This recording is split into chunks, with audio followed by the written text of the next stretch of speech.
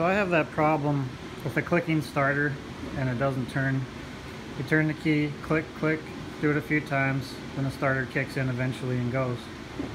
Well, sometimes it's a loose battery cable, sometimes it's a bad ignition switch.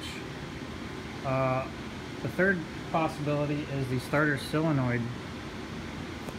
So I have the Kawasaki engine and it has this Denso starter. And this is kind of what I suspected. I tore it apart. First I checked that there's a replacement solenoid. I saw one on Amazon for 20 bucks. So I wasn't scared to tear it apart. And I believe this is the problem. This contact here for the high current that goes to the starter. So how this works is the ignition gives 12 volt signal to this terminal, which kicks in the solenoid, pulling it back to engage the starter gear. When it pulls it back, this high current contact connects, sending a lot of current to the starter through this wire, and then the ground return is through the chassis screw.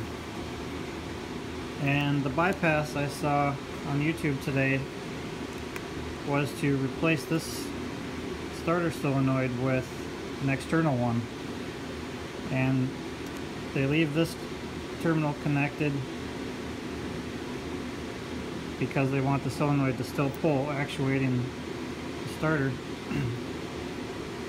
But they connect the solenoid hot battery wire to this terminal instead of this terminal, and that bypasses this internal contact going straight to the starter. It sounds like that works, but the one problem is it's going to start turning the starter motor at the same time it starts engaging the pinion, which could cause problems down the road. So instead of doing that fix, I'm just going to replace this solenoid here. I had this all apart, it was pretty simple.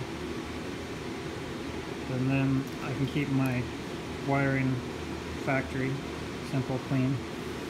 So I just want to let you guys know that that's what I thought was failing and looks corroded enough.